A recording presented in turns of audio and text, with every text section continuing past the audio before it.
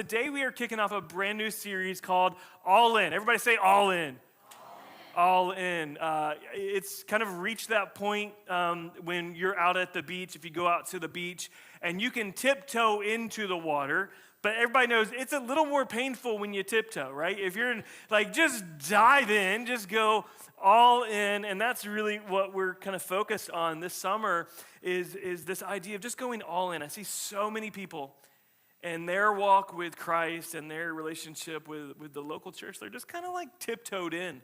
Just kind of a little bit into their faith. Yeah, it's a little bit a part of my life, and this is just a call to go all in to who God's called you to be, because that's really where the joy, that's where the purpose, that's where the hope, that's where the peace is when we go all in. And what we're going to be doing over the course of this summer, I told you last week, kind of scoot to the edge of your seat, prepare your heart to go all in, because what we're doing this summer is we're leaning into the new language that God's given us for our core values. For those of you that have been around here a long time, we've had 4 core values. I won't go through those today, but those are now kind of embedded in this kind of expanded new language that God has given us for our core values. And so I want to give those to you all off the top, and then we're going to focus on the first one today. And so here's all 6 of them, and they kind of have a flow to them that we'll be exploring throughout the summer. Behold and begin. Yeah, you can grab your phone. You can snap these if you want. You can go back to the core values. Yeah, behold and begin. We're going to look at behold today. Look at begin next week. Behold the love and wonder of God. Begin to walk as a child of God. We'll talk about that next week. After church at the lake. How many of you are getting excited about church at the lake? Yes, let's go. Like the coolest day of the summer. Literally, it's going to be amazing. But after that, we're going to come back and look at belong and become. What does it really mean to belong in authentic community, and what does it mean to become deeply formed by Jesus? This is who we are as a church. When we go all in, we're like beholding the love and wonder of God, beginning to walk as a child of God, belonging in an authentic community, and becoming deeply formed by Jesus. And at the end of the summer, end of July, we'll be looking at what it means to be an ambassador of Christ and to live our lives to build the kingdom of God. This is who we are as a church, and hopefully you can begin to internalize these, pray over these. But each one of our core values has a core commitment that we're challenging you to make these a part of your faith, to make a part of your life. These core commitments, we're going to look at the first one today, that it's to become a passionate worshiper of God. We're committed. We're committed to be passionate worshipers. We're going to look at each of these as we go through the summer. You're going to get a bookmark and a little bracelet as you exit today, too, to help you kind of recall these. Some of you will remember a couple of weeks ago, I talked about the 3 purposes of the church. I looked at this briefly when we had a message about loving like Jesus at the end of our Church Hurt series, or Hurt in the Church series. We looked at that love was missing when church hurt's present, and so that the second purpose of the church is to care and love each other. And so today, we're going to look at that first one. I think that first purpose of the church is to worship, and our first core value is to behold the love and wonder of God. And so we're going to move to Exodus chapter 3. If you want to move there with me in your Bible or on your app or whatever you've got, turn to Exodus chapter 3, and we're going to dig into these first 14 verses where Moses encounters God. And what's just normal in his normal flow of his life and his work day becomes a holy moment, a moment of worship that forever changes his life and changes the nation of Israel of what God's doing in this moment. So just kind of imagine yourself just kind of watching this moment for a second. Exodus chapter 3, beginning with verse 1. Meanwhile, Moses was shepherding the flock of his father-in-law, Jethro, the priest of Midian. And he led the flock to the far side of the wilderness and came to Horeb, the mountain of God. Then the angel of the Lord appeared to him in a flame of fire within a bush. And as Moses looked, he saw that the bush was on fire, but was not consumed. So Moses thought, I got to go over and see this thing. I must go over and look at this remarkable sight. Why isn't the bush burning up? And when the Lord saw that he had gone over to look, God called out to him from the bush, Moses, Moses. Here I am, he answered. Do not come closer, he said. Remove your sandals from your feet, for the place where you are standing is holy ground. And then he continued, I am the God of your father, the God of Abraham, God of Isaac, the God of Jacob. Moses hid his face because he was afraid to look at God. And then the Lord said, I have observed the misery of my people in Egypt and have heard them crying out because of their oppressors. I know about their sufferings, and I have come down to rescue them from the power of the Egyptians and to bring them from that land to a good and spacious land, a land flowing with milk and honey, the territory of the Canaanites and the Hethites and the Amorites and the Perizzites, the Hivites and the Jebusites. And so because the Israelites' cry for help has come to me, and I have seen the way the Egyptians are oppressing them, therefore go. I am sending you to Pharaoh so that you may lead my people, the Israelites, out of Egypt. But Moses asked God, who am I that I should go to Pharaoh and that I should bring the Israelites out of Egypt? He answered, I will certainly be with you, and this will be the sign to you that I am the one who sent you. When you bring the people out of Egypt, you will all worship God at this mountain.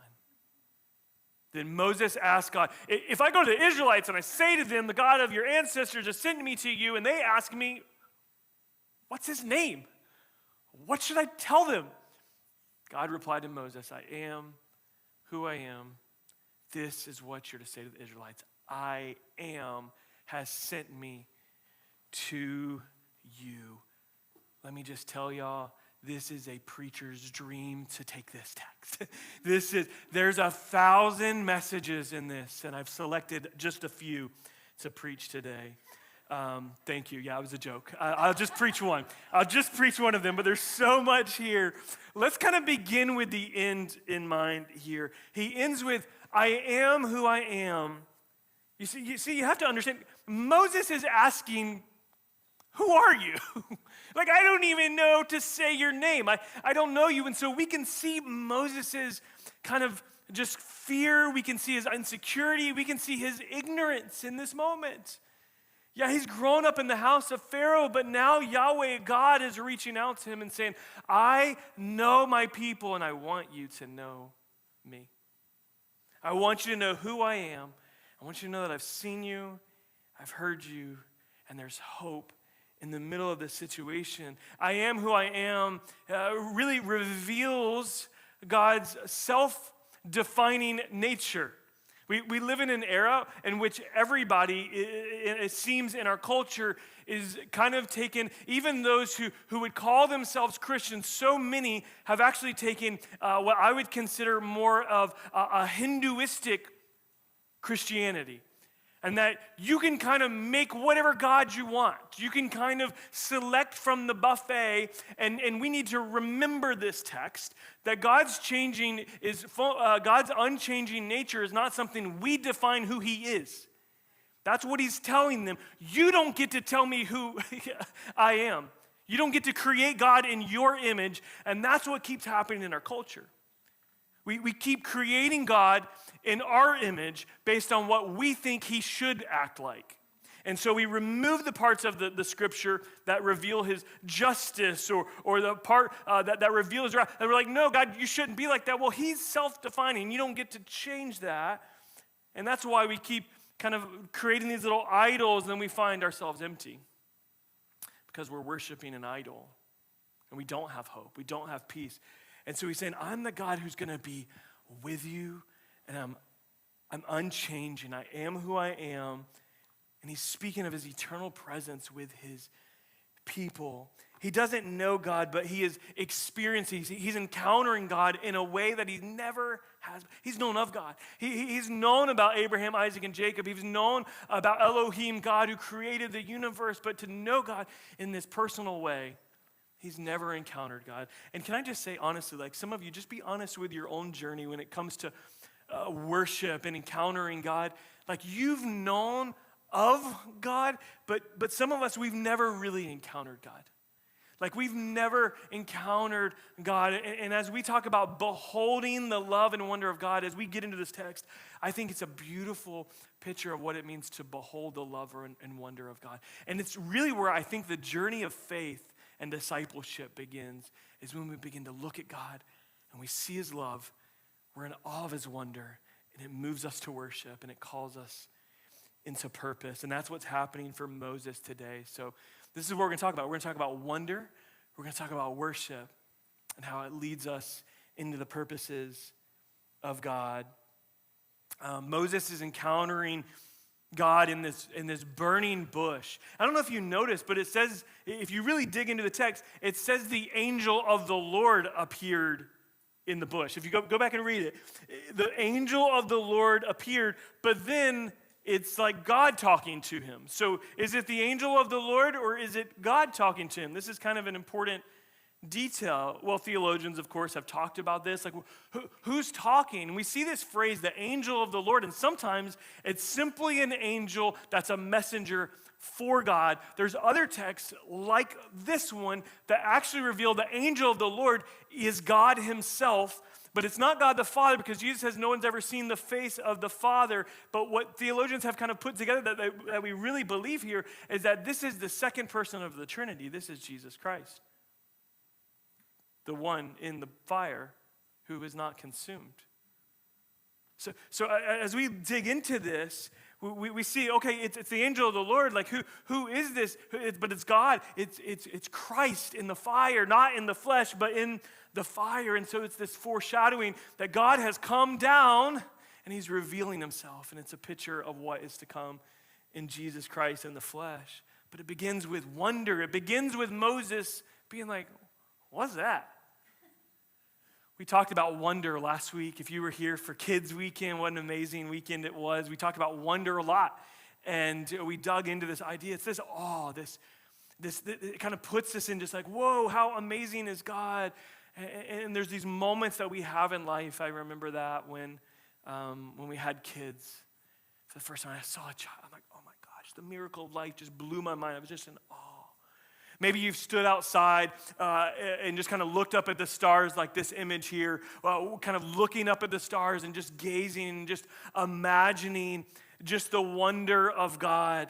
You could just kind of imagine yourself be outside of the city, out in the country, kind of looking up and kind of seeing the stars and imagining that. Maybe that brings you to awe and wonder. There's maybe the scale of the universe. Have you ever looked up the scale of the universe?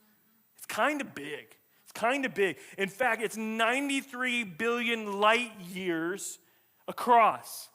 Do you know how many galaxies there are? 2 trillion. The sheer size of the universe. It's like, what? What? And yet, Carl Sagan called the Earth a pale blue dot. That's what we are. Do you have the NASA shot? Do you have the NASA shot? From 900 million miles away, you know what we are? We're a pale dot, and you can't see us on there. The macro of the universe just leaves us in awe. Like, oh my gosh, that's really big. Maybe the macro doesn't move you to awe. Maybe it's actually the micro. Like it's the DNA, like, you know, that double helix thing that in a single molecule, that everything about who you would be in this world is hidden in kind of just this genetic microchip and a molecule. Everything about you. Your hair, your eyes, your personality, your laugh, things you like to eat. Just hidden within this. How amazing, it blows our mind. It shows us just the sheer elegance and efficiency of God's design and creation. It leaves us in awe and wonder. And here Moses sees a burning bush, which I didn't know this, but it's not uncommon for some bushes in the desert to catch on fire. Just like out of nowhere, spontaneously combust into flames, which that would freak me out big time. But it's not uncommon. But what is uncommon is for a bush to catch on fire and not be burned up.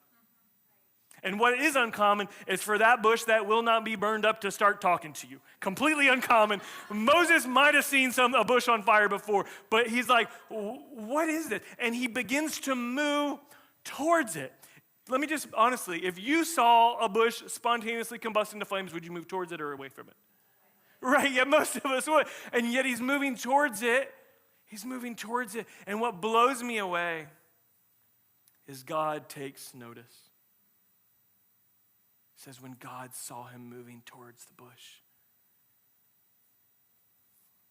So many of us, when God's showing up, when we're encountering God in a way we never have before in worship or in life, most of us we're just like, oh, I don't know if I want to move towards God. And we actually are in fear. But Moses moves towards God. It speaks of this wonder. And in fact, if you look at the ESV translation, verse 2, it says that when Moses, when he beheld, or when he looked and he saw, that's what behold means. It means to stop and to look and to see, to take it in. So he stops and he sees it, but he actually moves towards it. The wonder draws him in. His curiosity draws him in. And God takes notice. He sees it. God sees when you're moving towards him, when you sign up to serve.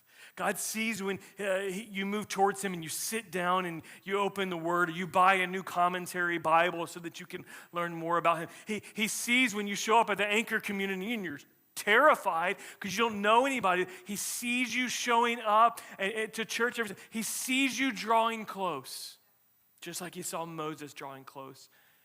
And most of us, we draw close because of what we know, but Moses drew close because of what he didn't know. A lot of times we feel like we got to have this figured out, but what if we just got really curious? We began to live in wonder, God, what do you want to do today? Didn't come in here saying, oh, I hope the pastor says this, and what did you mean? Just, God, what are you revealing about your character? God, who do you want to show yourself to be? Because here's what happens. As he moves closer in wonder, God begins to reveal who he is. It moves from wonder to worship real quickly. And kind of what we see here is what we see throughout the scriptures, that when we draw near to God, he draws near to us. James 4:8 says it clearly. Draw near to God, and he will draw near to you. Cleanse your hands, you sinners, and purify your hearts, you double-minded. You see, when we come close, what happens there, what happens to Moses, is what begins to happen to us. We get purified. He tells them, take off your sandals. You see, he could get close, but he couldn't go all in. He couldn't go all the way to touch the fire because God is a holy God. He's an all-consuming fire, Hebrews will say. And yet here Jesus is, in this moment, a flame that will not be consumed, that is not burnt up. And it's only through faith in Jesus Christ that we can be in union with a holy God. And he makes us holy through what Jesus did. He purifies us. He calls us to reverence. As you're coming closer, don't be surprised when God's like, yeah, we need to take off your sandals. You've been approaching me like some idol, and God's saying, no, I'm a holy God.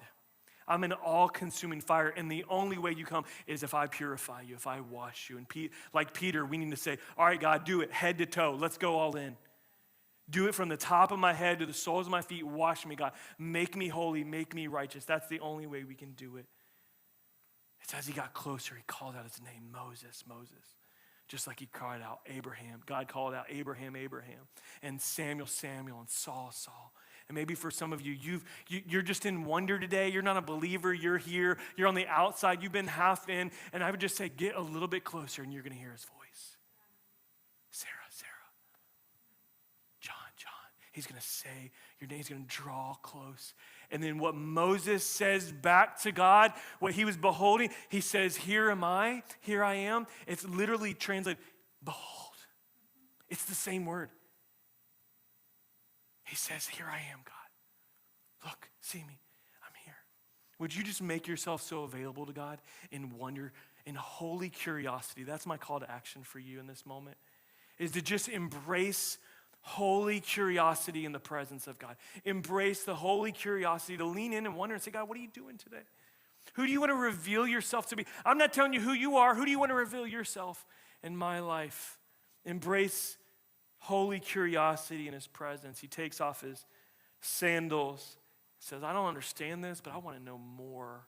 And God begins to reveal himself with Moses' bare feet in the dirt. God says, hey, I'm not just some rando God. out there in the pantheon of gods. I know I'm the God of Abraham, of Isaac, and of Jacob. And it's in this moment that he realized what was happening, and he begins to turn his head away. He gets his eyes actually off God in this moment. But what happens first is he stands in humility, and what's causing him to turn his head away is he's thinking about his own sinfulness. He's thinking about his own unworthiness in this moment. He's thinking about when he choked that dude out. He's thinking about how unworthy he is to be standing before a holy God, and yet he does what God tells him to do. Take off your sandals. He does it. He begins to obey. What if this is literally practically what is happening in some of your lives right now? You're drawing near to God, and God's like, all right, we need to deal with this. You need to take off your sandals. And you're like, oh, man. Like, yeah, obey anyway. Like, go ahead and do it. Like, I'm here before you. I'm working in this. See, the wonder, it led to worship in this moment. It wasn't this perfect worship. It wasn't this 3 songs, preacher comes up, build the bridge a couple times, altar call response. It wasn't that type of worship moment. It was literally in the middle of his workday. Remember, he's a shepherd. He's out watching sheep, and it's not like he's killing it in life. He's working for the man. He's working for his father-in-law. He's out watching sheep, and in the middle of his workday, God shows up and he encounters God. Right? So it's different than what we might imagine in our moment today.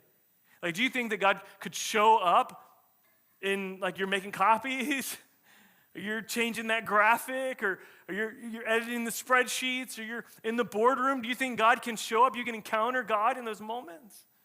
Moses probably didn't have a framework for that either until this moment, but in that moment, he's like, God, what are you doing? I'm just going to get curious. I'm going to draw close. He stands in wonder. And we need to remember that God's working in the day-to-day. He's working in the day-to-day. He's revealing himself.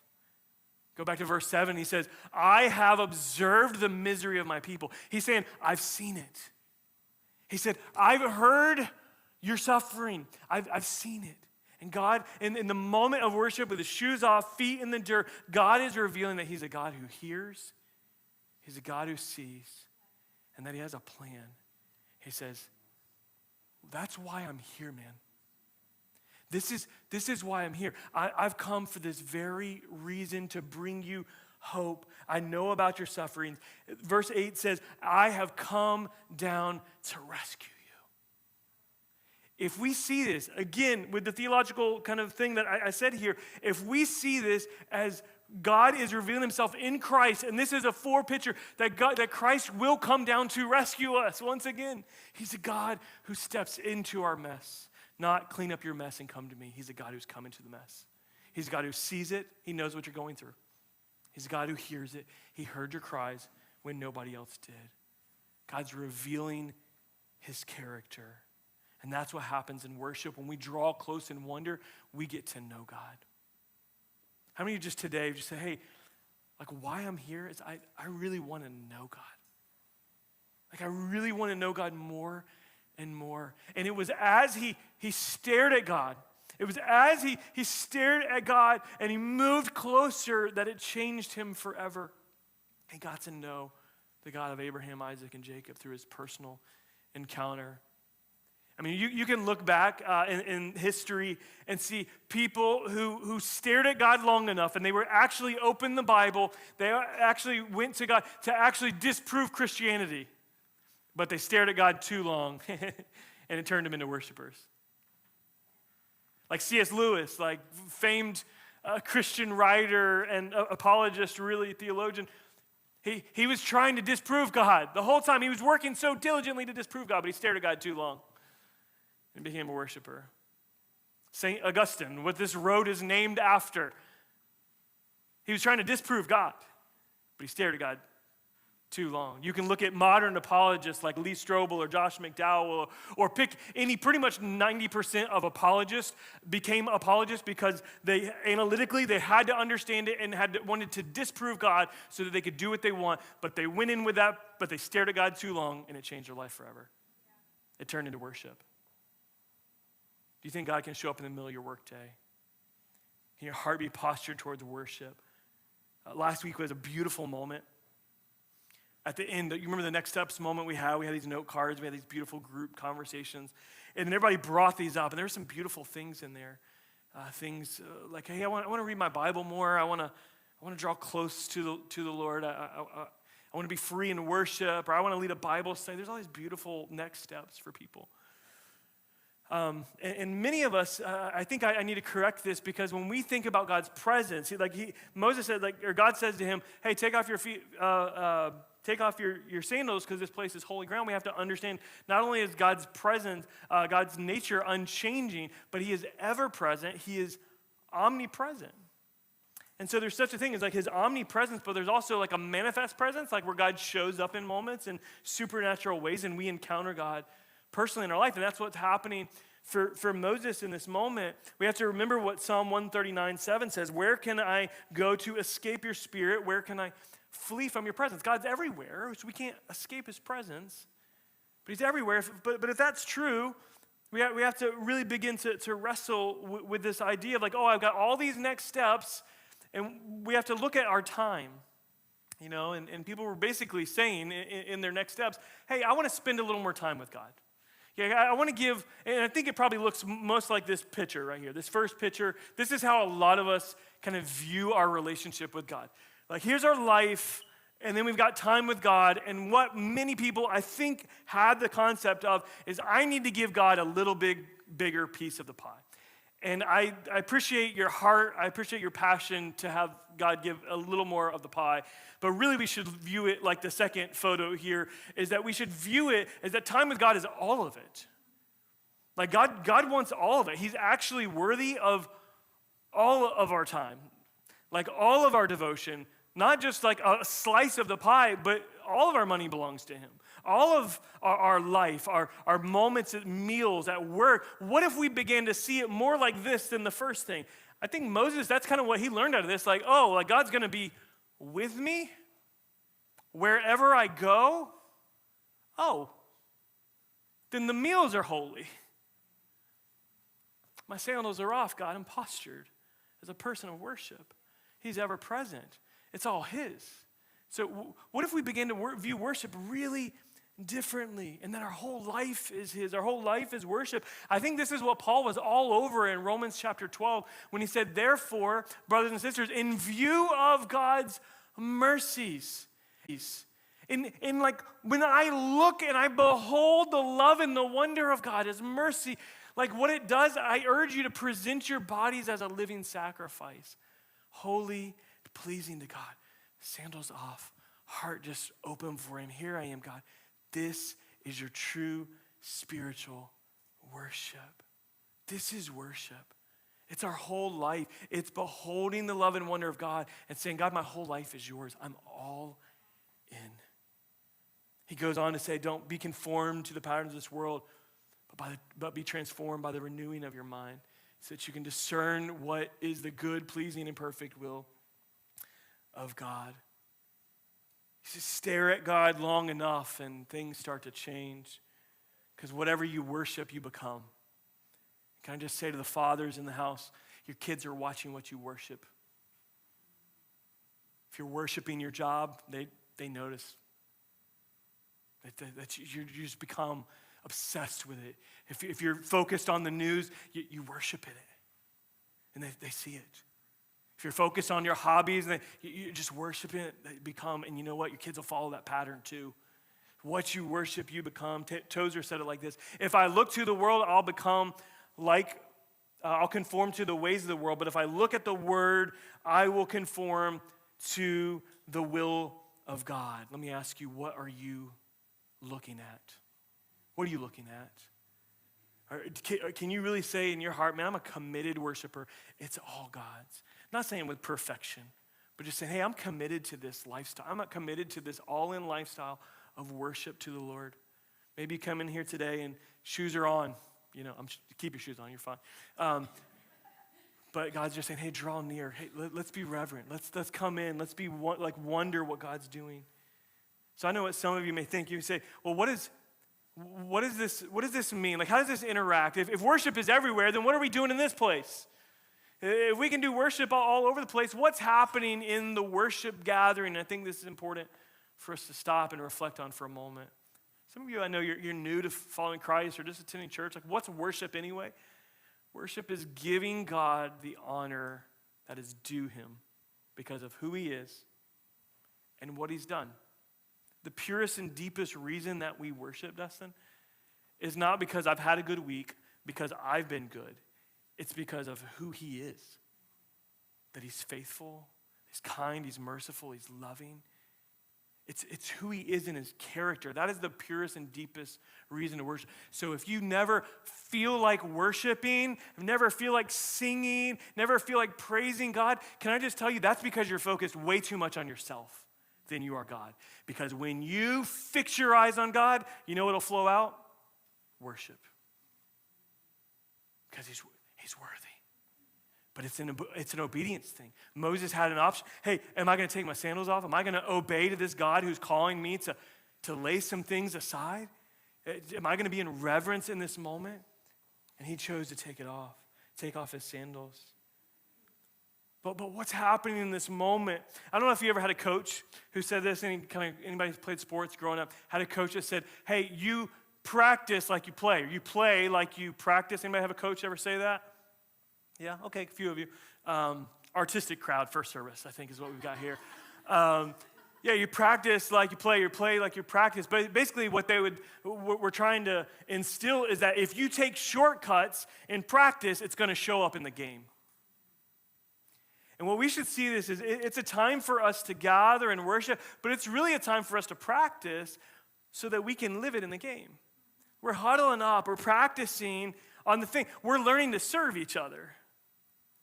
So that out there we'll serve each other. We're coming here and we're singing songs of praise. You know what? So we won't be complainers tomorrow, but we'll still be giving his praise. We come in here and we remember the Lord's sacrifice over and over again so that we won't forget it on Friday. We come in here and we offer ourselves on the altar once again because our whole lives are an altar to respond to the Lord, and we are a living sacrifice. So don't take shortcuts in here. Like, we're going to have a moment. They're going to lead us in worship another time, singing back through that song, Everything. And when we do, we have a chance to just say, God, what are you doing? What are you revealing of yourself? We have a chance to move closer or to run in fear. Our vision for worship is that this would not just be a place in which, hey, we come, we sing songs, but like out of your life, you not only would be led into worship, but you would know how to lead others to worship. Like fathers, like your worship leader for your home. Like they would see it in your life. Man, my dad lives it.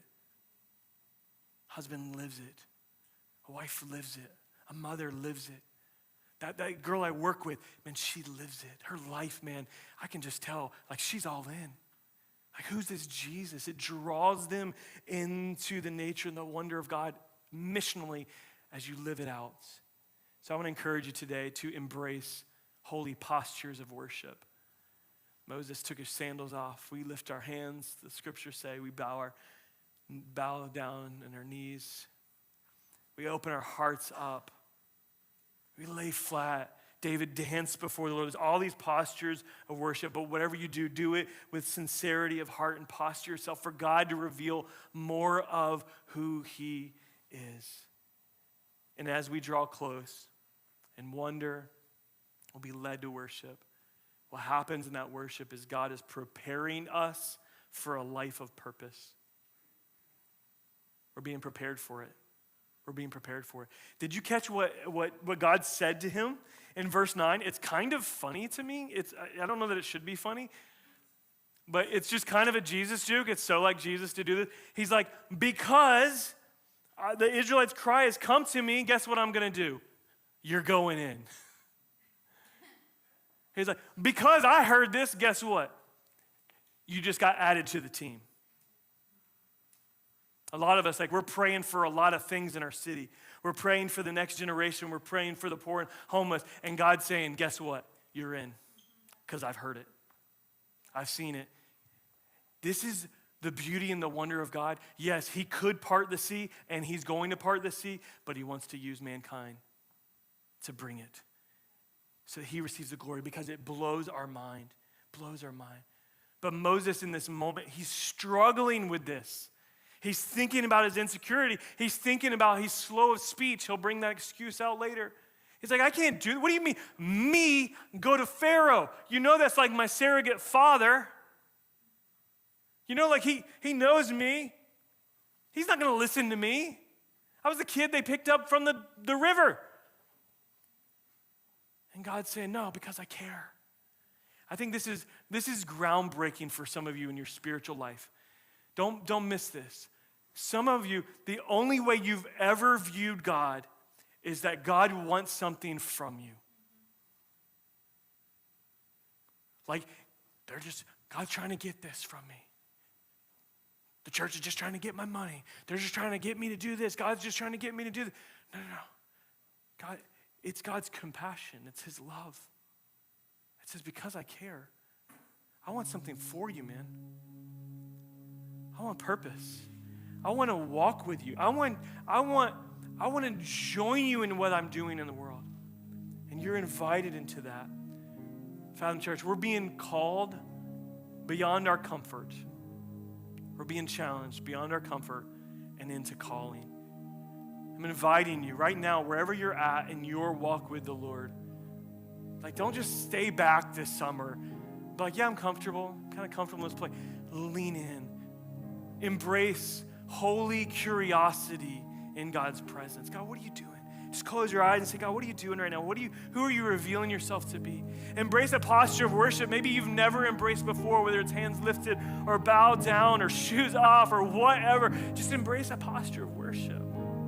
Because we're practicing in here like we're going to play out there.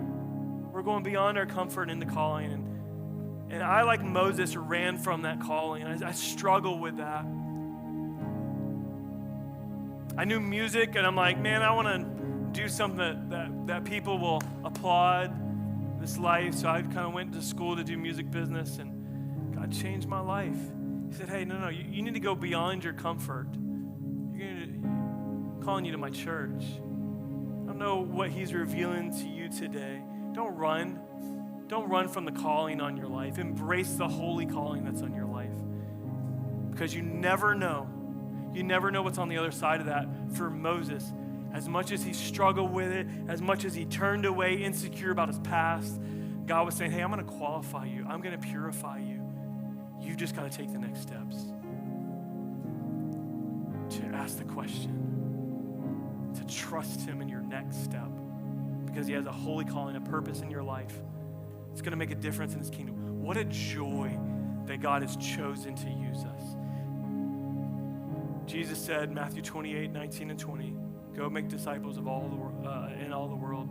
And he says, and remember, I am with you. It's the same thing. Jesus is saying the same thing.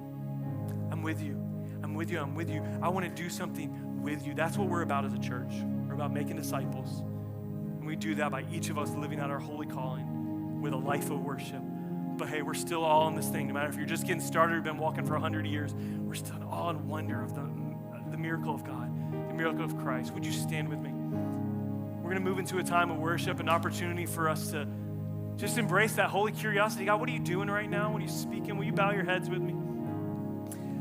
God, I thank you right now for every person under the sound of my voice, online or in the room. God, I see you working in our hearts and our lives throughout this year. And right now, God, this is a holy moment for some of us. God, you're calling us to just take off our shoes spiritually or metaphorically in this moment, God, to just say, hey, we're here, God. We want to behold you in all your wonder, your love. God, for those that are here today and they've never said yes to you. They've been curious, but now is a moment of decision. It's a moment of obedience. May they see Jesus in the fire, the one who was not consumed. May they encounter you and surrender their life as a life of worship. God, we thank you for this moment of worship. We give it all back to you. In Jesus' holy name.